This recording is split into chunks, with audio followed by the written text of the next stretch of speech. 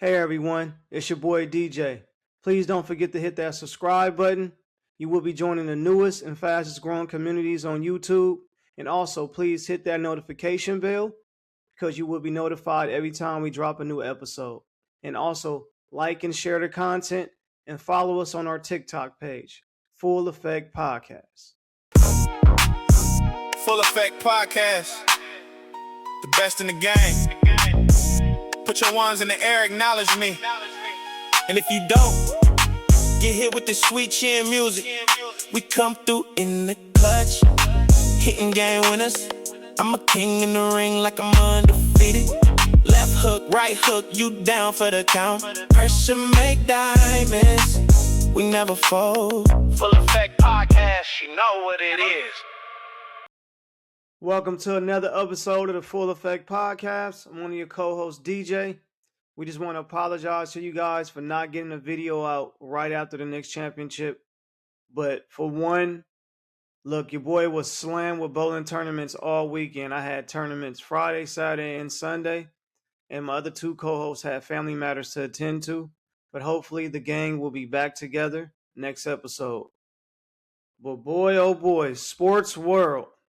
The New York Knicks is the NBA champions, and they beat the Spurs, you might as well say, damn near dominant fashion, in 5 games. They beat the Spurs 94-90 to secure their first championship in 53 years. They was led by big body Brunson, 45, 3-3. 14-27 from the field, 4 for 7 from 3. Really not much from others. Bridges gave you 14, 5 for 10 shooting. Hart 13. Towns, he was in foul trouble from the get-go. I mean, soon it seemed like down there when the whistle started, he was in foul trouble. But he finished with 2 points, 10 rebounds, and 6 fouls. You didn't get much off the bench. 2, 5, and 2 from Clarkson, Robinson, and Shamet.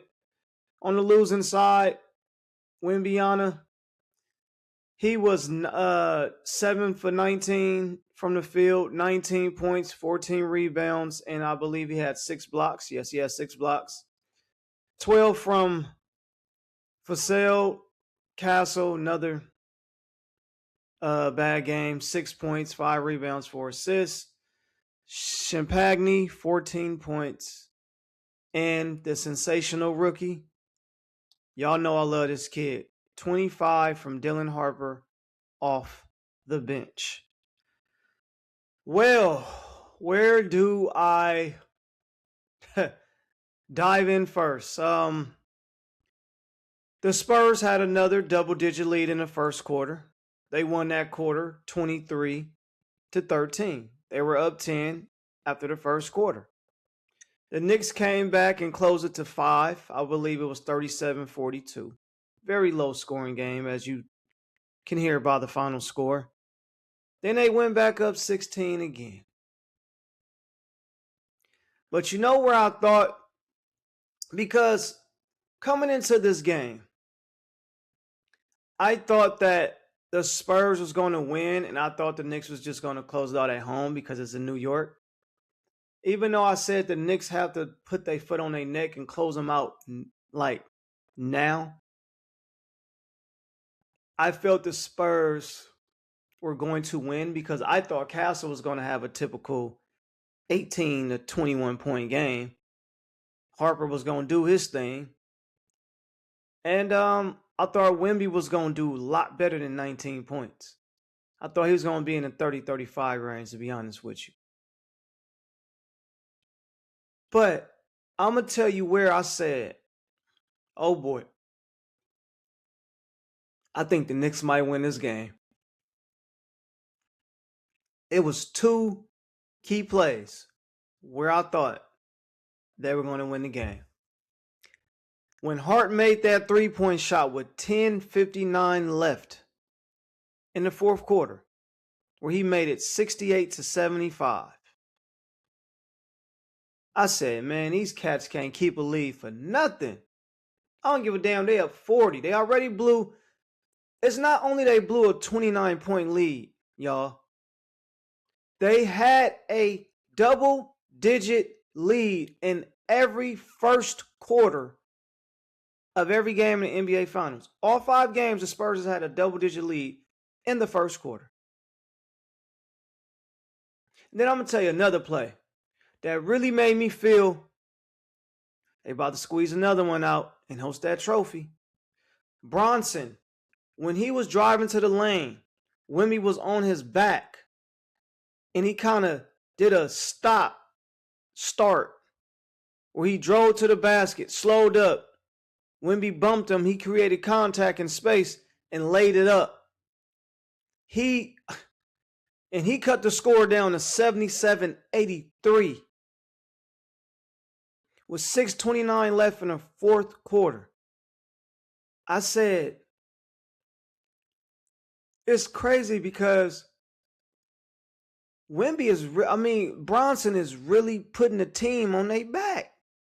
He putting the team on his back. Like I read off the scores to you, nobody else did much. I said, wow, here we go again. Not only they coming back, they're executing in crunch time. Brunson, who my opinion, y'all, been trying to tell y'all, he might be the best closer in basketball. I would still put Shea above him. But damn. And guess what? As they making a run coming back, Spurs make blunders after blunders after bonehead play after bonehead play. Harper, who was sensational the whole night. Y'all know how well I praise this rookie. He don't even play like a rookie. But when he missed that layup with 21 seconds left in the game, they was only down 88-90. He make that layup, it's a brand new ball game. It's a brand new ball game. But wait, hold on. I ain't letting Wemby off again. I got on this line last game when everybody on TV and me as a barber, everybody in the barbershop want to clown Fox, which you should. He should have pulled the ball out and got fouled. Make your free throws. But y'all not talking about when he missed them free throws. When Wemby missed them free throws, I believe it was 21 seconds left last game. Guess what? He did the same thing today. He did the same thing Friday, game 5. He did the same thing. He missed 2 free throws. And they're at home this time. 2 straight games. Not only I never seen a superstar choke that badly on the line like he did in game 4. I say that because he was so nervous. I told y'all, the camera was shaking. The fans were extremely loud. Wemby looked nervous. Like he was praying that it was going to go in. It was the same thing in game 5. He choked the free throw. 2 of them. It just seemed like this kid, as great as he is, like we never seen a 7'4", 7'5" guy move like this. He moves like KD with just a tad bit slower. But it seemed like when pressure amounts to him, like when the pressure is on him to win,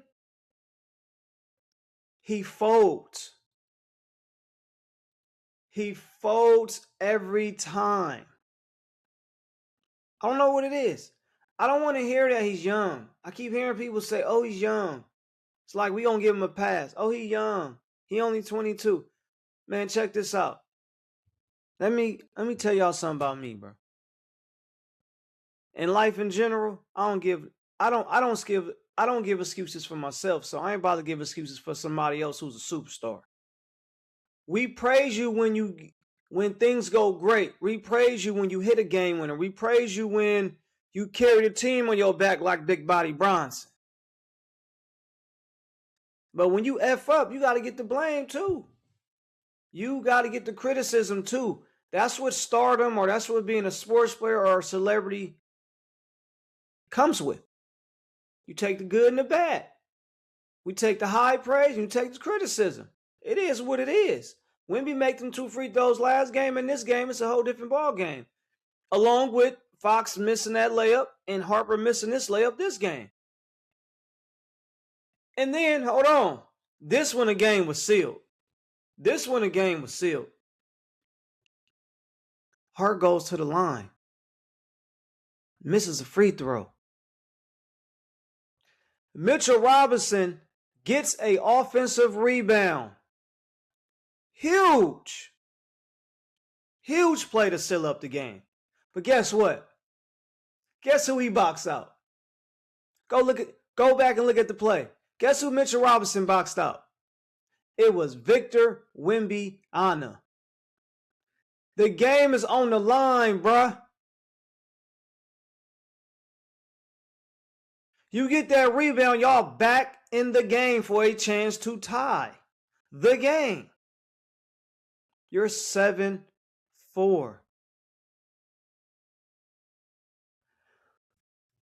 Wemby, he needs to go back to the drawing board. I would love to see him play down low in the block, the post a little bit more, and get about 12, 15 pounds of muscle on you and get more physical. You got people like me out there pushing him around. Little small guards. Whether you 6 feet, 6'5", 6'10", don't matter. You can move Wemby off his block. But that rebound by Mitchell Robinson with 21.6 seconds left. Oh my God. You know what that tell you, y'all? They wanted it. Mitchell wanted it more. Brunson, for damn sure, wanted it more. Like I said, he put the team on his back. Wemby just didn't want it to me. He didn't really want it. And I just feel that, is this a lesson to be learned? Yes. It's a lesson to be learned, because y'all heard me saying episodes in the past. I believe most people have to get their heart broken before you become a champion. Shaq said that a while ago. I think it was when we won our second championship, when we was on our three-peat. Every superstar and team sometimes have to get their heart broken. Now, some don't get over the hump, like the Sacramento Kings. They never got over the hump. The Portland Trail Blazers with Rasheed Wallace, that had Scottie Pippen in them, a young Bonzi Wells. They never got over the hump. OKC did. Y'all forgot, the year before OKC won it, they was also the number 1 seed. They got put out, I believe, by a 5 seed. I don't know if Dallas was 4 or 5, but a 5 seed, Dallas Mavericks, beat OKC to advance to the finals. This is the thing that can happen to the Spurs. The Warriors too. People forget.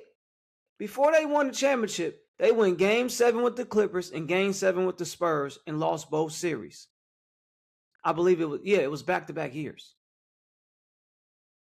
You got to get your heart broken. You just got to get your heart broke sometimes. Now, some recover and eventually win it. Some don't.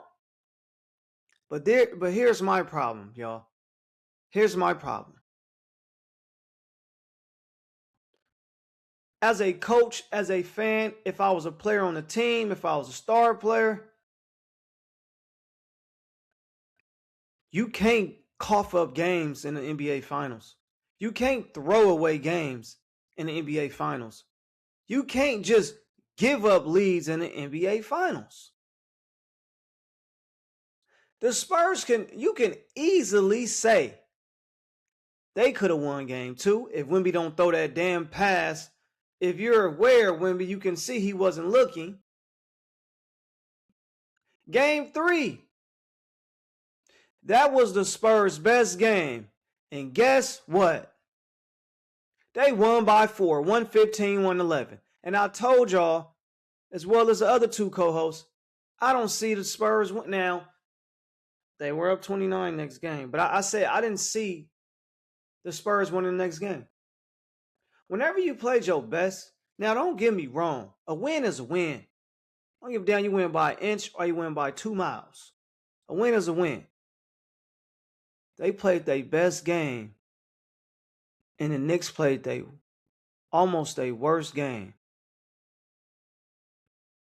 You win by 4. The best game the Knicks played to me from top to bottom, start to finish, is probably game 1. Because everything after that was a comeback. Even game 3, they almost won. It was a comeback. Game 4, they came back. Game 5, they came back. It's just, you can't throw away games in the finals. You know why? You never know if you're going to get back. You never know when you're going to get back. It's some people that don't make it to the finals. It's some people that make it like Karl Malone, just giving you a prime example, or Barkley, that make it once or twice and don't win it. Everybody don't be fortunate like Jordan 6 times, Kobe 7 times, LeBron, 10 times? Tom Brady went to 1-7, went to 10? That's not guaranteed. So I just feel like was the Knicks a better team? I'm not taking nothing. One thing I would do, y'all need to stop with this BS. Oh, the Hawks were young. They were young and inexperienced. Joel was hurt. Harden is not the same like he used to be. Bro, they just beat the Spurs, who beat OKC in 7. They didn't have no Jalen Williams and no Mitchell Mitchell. I agree. But I don't do that. They swept Cleveland. Swept. So I don't want to hear that. But I think for the Spurs,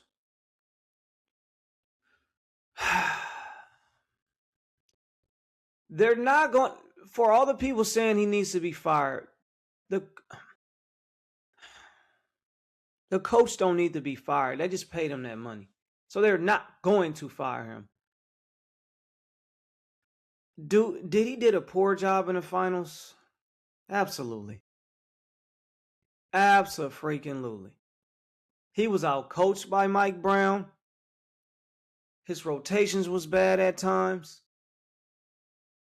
He didn't call timeout in critical situations.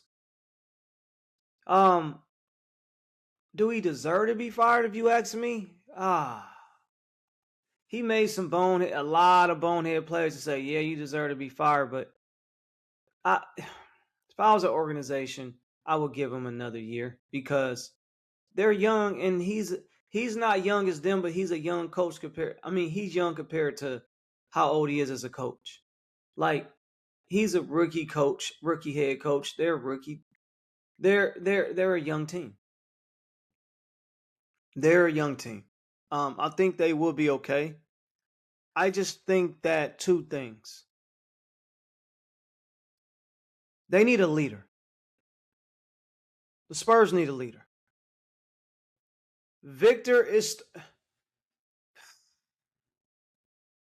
I was talking about this in a barbershop, and it's like, I think I compare him to KD. He just wants to go out there and hoop. He's not really vocal, but then again, he's more vocal than KD, though. Do I think he can grow into it?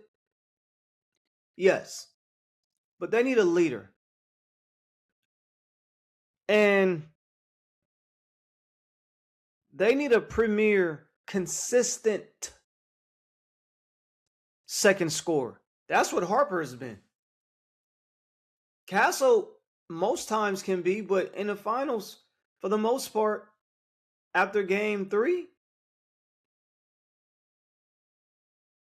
he hasn't really done much.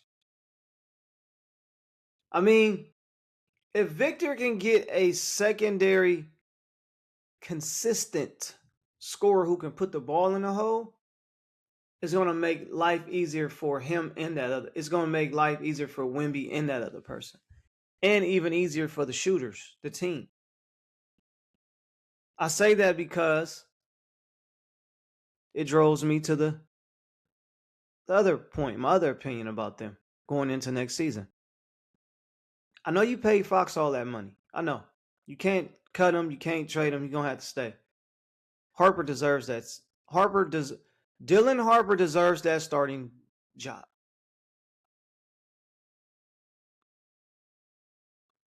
He does. Rather, if you're going to put for, I would say put him in for Fox, but he's more of a shooting guard. Harper is.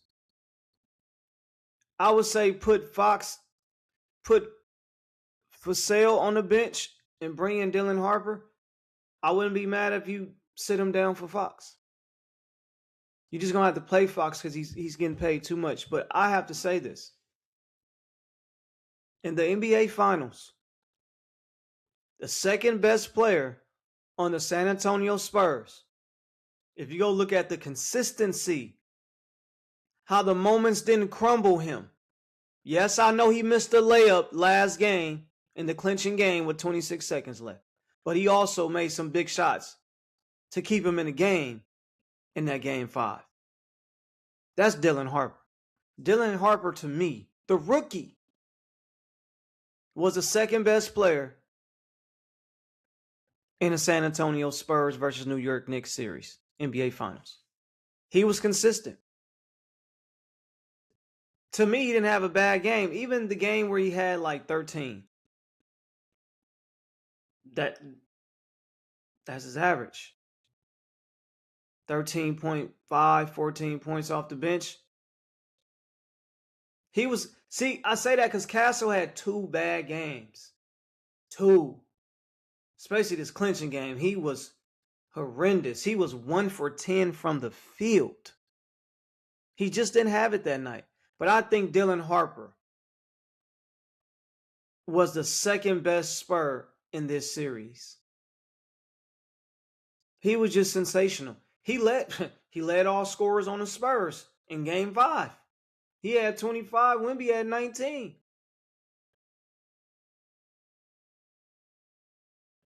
That kid is sensational, man. So yeah,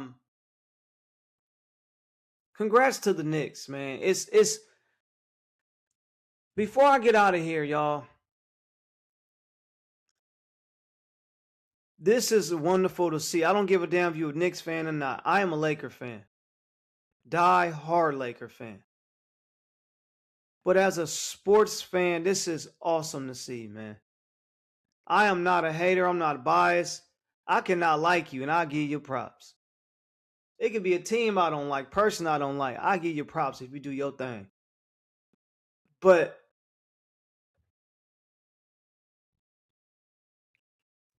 it reminds me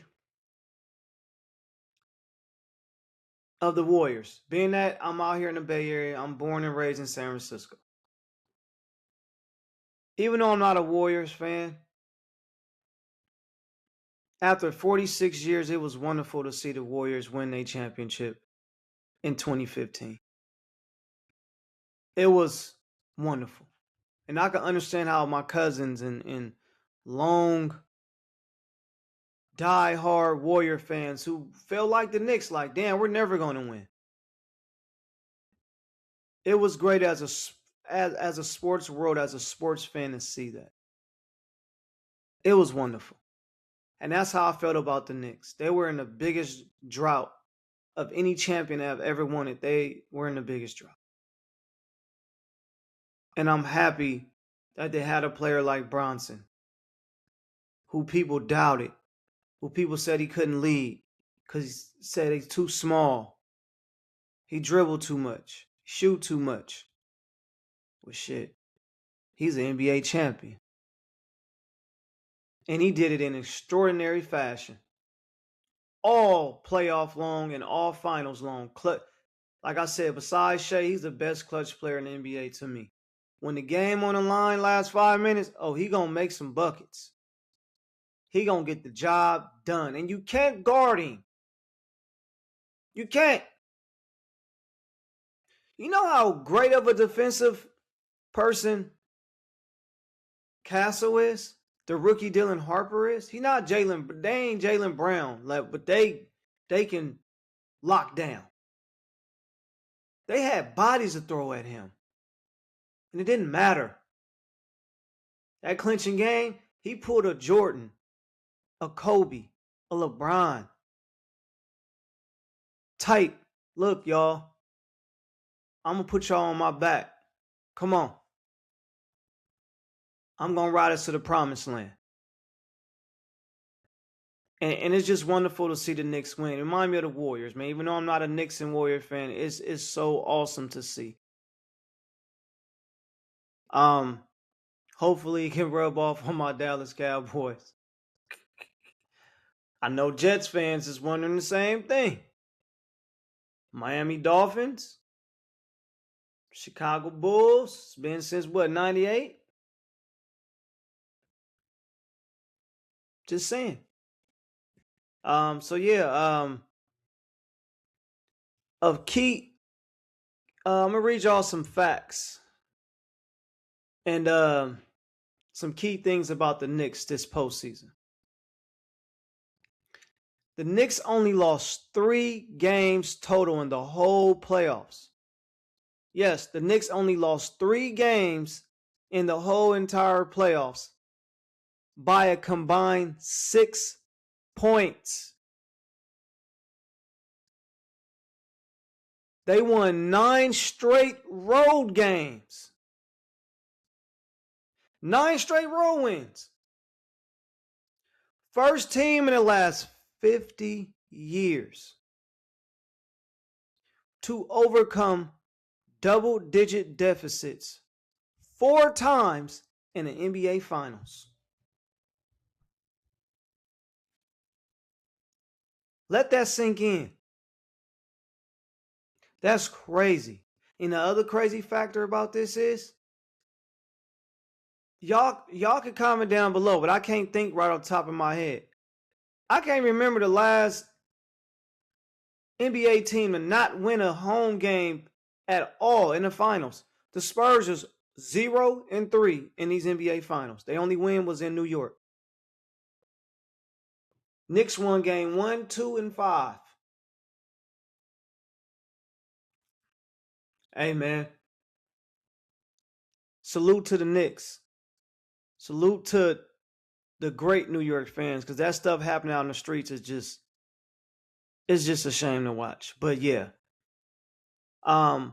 Look, congratulations to the Knicks. Congratulations to Jalen Brunson as a champion, as a finals MVP. Your name is stamped in the books, my brother. I salute. To the Spurs, y'all got to go back to the drawing board. Until next time, y'all. Before I go, please subscribe to the channel. We appreciate all y'all support, all the followers and subscribers, the views. But please go hit that subscribe button, hit that notification bell so you will be notified every time we drop a new episode. And please like and share this content and follow us on TikTok page, Full Effect Podcast. Till next time. See y'all later. I'm out. Full Effect Podcast, you know what it is.